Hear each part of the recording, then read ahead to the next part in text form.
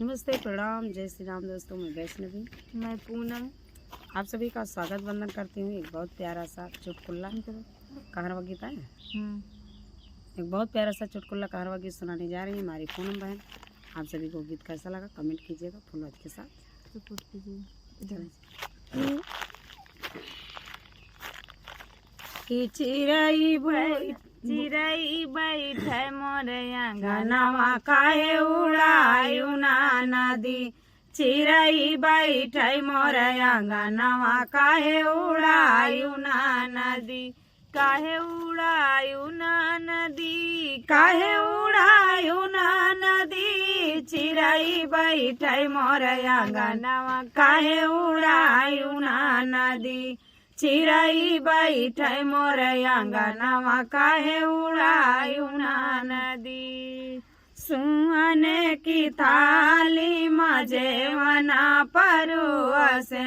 सुने की थाली जे मना परुआ मोर जे बताई बल मुआ बेल मायु ना नदी। हमारा जे बताई बल मुआ बेल मायु ना नदी।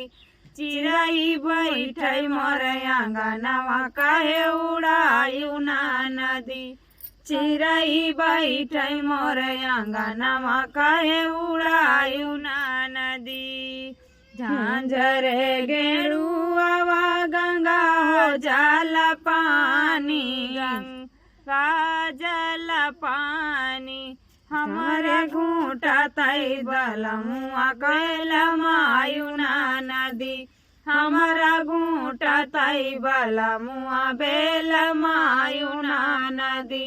चिड़ै बैठे मोरे गनवा काहे उड़ायु ना नदी।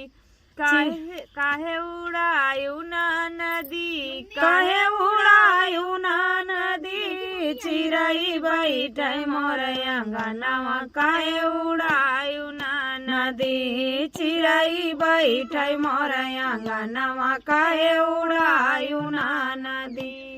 लौंगा इलायची कै बीरावा लगायो।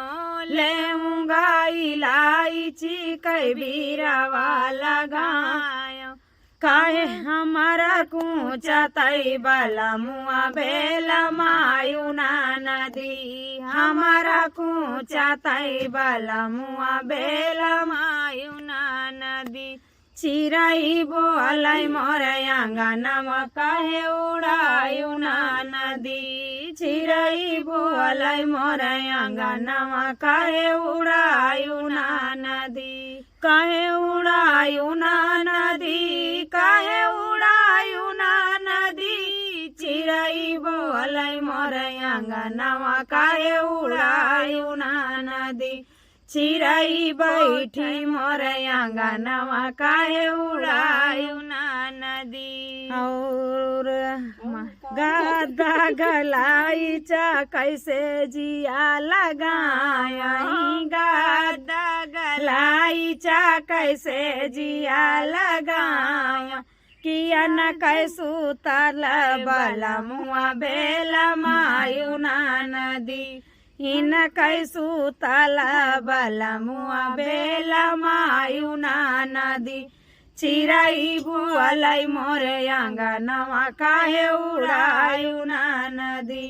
चिड़ै बैठे मोरे गनवा काहे उड़ायु ना नदी। तो भैया गीत कैसे लगा तनी कमेंट करके जरूर बताइए।